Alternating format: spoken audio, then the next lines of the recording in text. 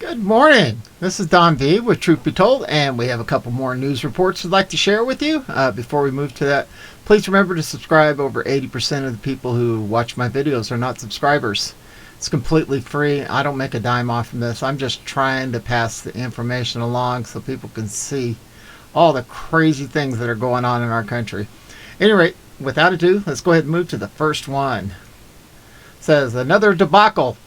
Biden admin scraps plan to charge Americans evacuated from Afghanistan $2,000 after public outrage. Marina Bartiromo goes off. There's a video.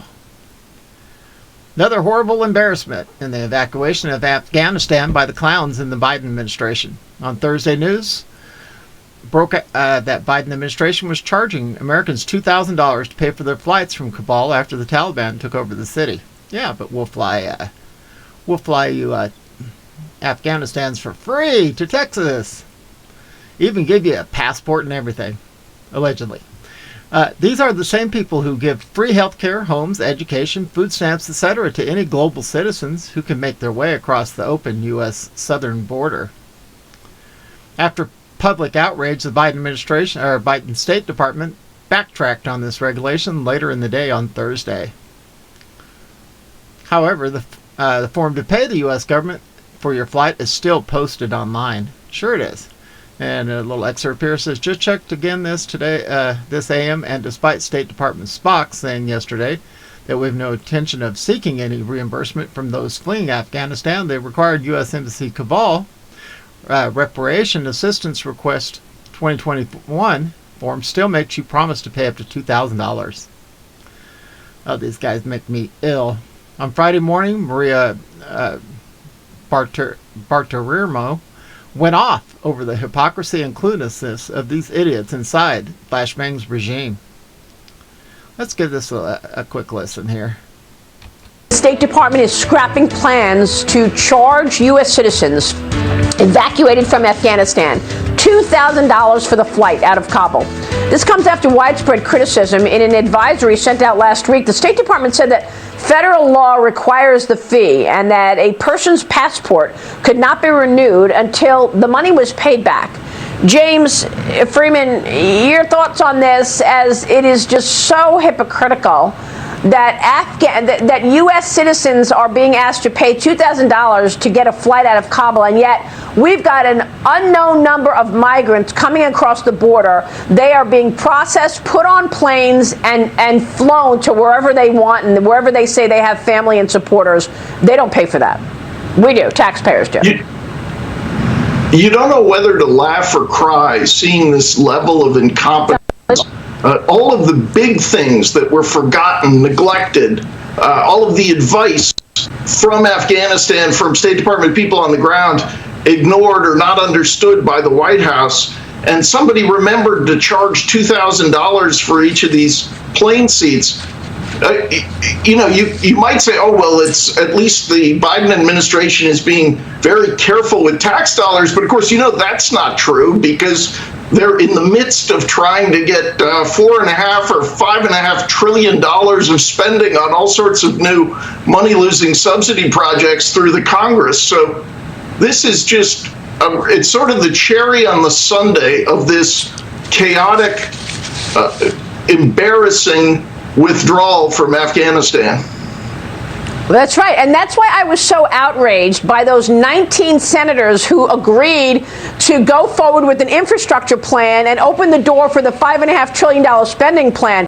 I don't want to hear a peep about any spending on anything until the border is fixed. We've got massive narcotics coming into this country, killing our people, 93,000 overdoses last year because of fentanyl. We've got human trafficking going on, and the Biden administration will not acknowledge it. And you've got 19 Republicans agreeing to spend money on a green economy, Dagan? That's right. I want to be clear about something with this State Department fee. This is actually federal law that requires the State Department charge this money, and I think that they, in all the failings by the Biden administration dealing with Afghanistan, they made clear yesterday they have no intention of charging this money, that they will be waiving the fee. The evacuations have picked up in the last 24 hours. 5,700 people evacuated. That's more than 350 per flight. That's over max capacity. We've got 12,700 people who've been evacuated since August 14th, but you still have some estimates of people, the 18,000 Afghans that have applied for those special immigrant visas.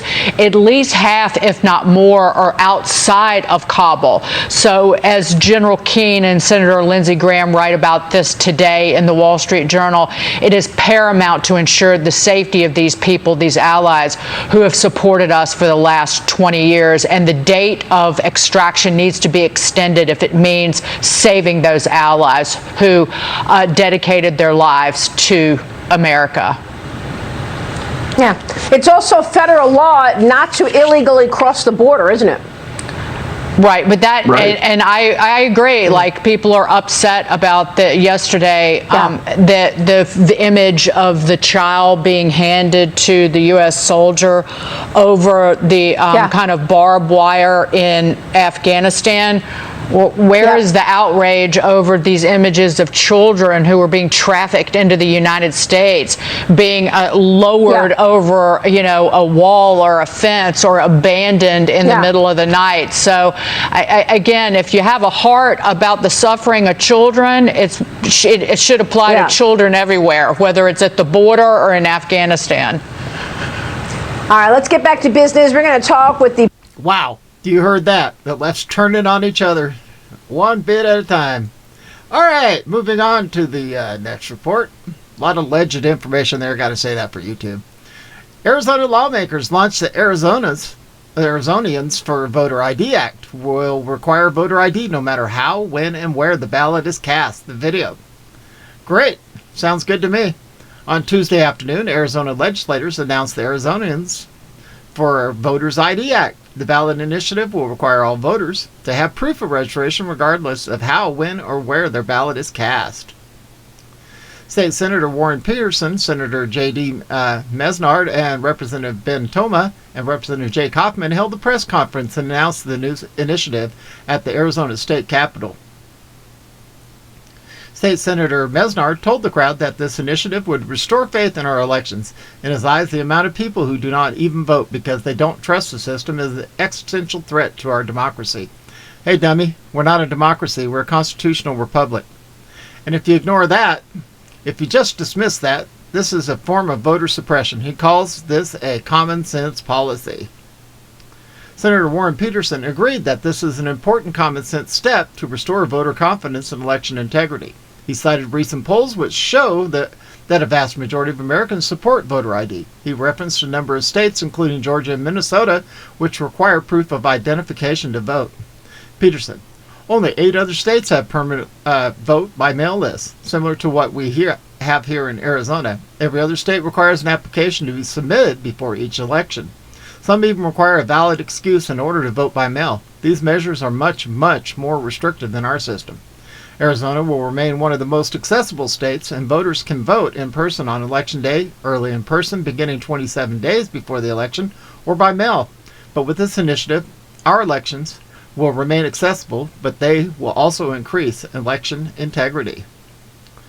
State Representative Ben Toma debunked leftist conspiracy theories that this would restrict voting access, providing other reasons that it may be necessary to carry identification or to know your Social Security number. He mentioned that this initiative also provides for those that are so-called disenfranchised and don't have identification. It provides a way to actually get those free IDs as well, so there really is no excuse for being against that. Notice, they're not free IDs.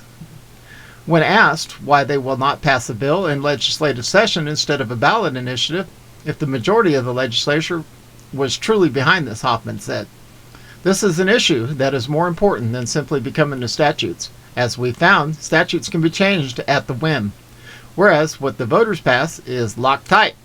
It is locked solid, and it should be the will of the people." The Gateway Pundit correspondent Jordan Coranson spoke to Representative Jay Hoffman about this initiative after the launch.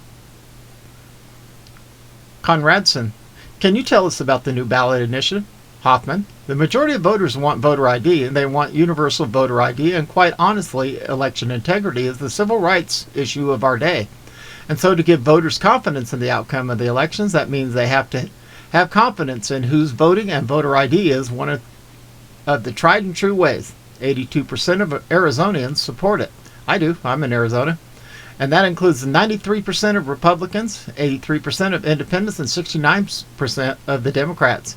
It's not a partisan issue. This is a common sense issue. And quite honestly, we should have Democrats standing behind this too. We just know they won't, because they'd rather promulgate conspiracy theories than actually support the will of the people.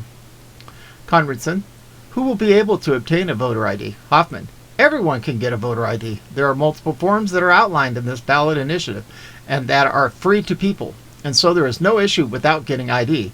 It's just a matter of prioritizing it in our election system and ensuring that there's security in that process. Conradson, will this initiative prevent illegal immigrants from voting? Hoffman, it certainly wouldn't hurt. It won't help, absolutely. I mean, look, there's no reason that non-citizens should be voting in American elections.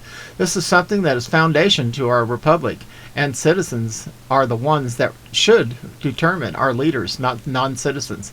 Oh, he actually called it a republic. Woo, this guy knows what he's talking about. Conradson, to register for federal-only ballot, you need a name, birth date, address, and signature. What are you guys going to do about that? Hoffman, well, so that issue stemming from a court case, the federal-only ballot, thankfully, only is 11,000 ballots in the state of Arizona, or approximately 11,000. However, all voters, regardless of whether you're a federal-only ballot or not, should show ID when you go to turn in a ballot or to vote day of, and this ballot initiative will require that. Conradson, is there anything in the state legislature that can do to prevent people from being registered without proof of citizenship? Hoffman, well, because it stems from a court case, that is something that has already been tried, and unfortunately the federal-only ballot stands. Right, wrong, or indifferent, it's just the way it is. And so it's our job to ensure that there is integrity in the election and integrity in the process and integrity outcome of our elections. As mentioned by State Senator Peterson, only 8 other states have permanent vote by mail lists, similar to what we have here in Arizona. The Arizona voter registration form also says, if you do not submit proof of citizenship and we cannot acquire your proof of citizenship from the Arizona Motor Vehicle Division or a statewide voter registration database, you will receive a federal-only ballot, which has only federal races and no state, county, or local races or initiative referendums.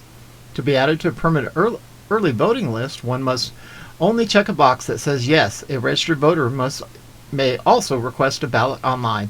The only requirements to receive the federal-only ballot are a name, birth date, address, signature that affirms you are a citizen, over 18 years old, and a non-felon, and possibly a bank statement. Arizona had over 21,000 federal-only voters, and this issue will need to be addressed at the federal level. We cannot allow voter registration without proof of citizenship. This initiative will surely help, but this is a serious issue that needs to stop immediately. Citizens have concern that a ballot initiative is useless without the election system being secured first. The Arizona audit is expected to restore election integrity in Arizona before the next election cycle. This initiative will further confidence in our elections. The same people who tell us that this is a voter suppression measure are the same people who tell us that a forensic audit is voter suppression. They do not want us to have free and fair elections ever again. That's correct. Last but not least, France is on the brink of a revolution as families are blocked from buying food without COVID passports. That's ridiculous. Yeah, starve. A disturbing video out in France shows desperate shoppers being blocked from entering a supermarket by police because they don't have COVID passports. The footage shows residents, some with children, being blocked from buying essential food items by security guards. The guards then begin pushing the one woman away as the crowd becomes more upset. A number of police officers then begin physically assaulting the frightened shoppers. Under the draconian law, people in France who enter a bar or restaurant without a COVID pass face 6 months in jail, while business owners who failed to check their status face a 1-year prison sentence and a a $1,000 fine. As we highlighted earlier this week, anecdotal evidence suggests many businesses aren't checking for passports, perhaps spooked at images that showed many bars and restaurants to be almost empty after the scheme began. Although police made a visible show patrolling establishments to check people's medical papers on the first day of that program began, this appears to have been abated. However, people who can't show proof of having taken the jab are still banned from using intercity public transport. President Emmanuel Macron ludicrously defended that jab passports last week by claiming they protected people's freedoms, which is like arguing that locking people up is for their own safety. Acton, let me see your papers. Oh, identify yourself. Oh my word. These people, they need to do something about it, and they need to do something about it quick. Anyway, this is Don V, broadcasting here in Arizona under, we're now partly cloudy skies, so maybe we'll be in the 70s after all. Hope everybody has a great weekend, and we are out of here.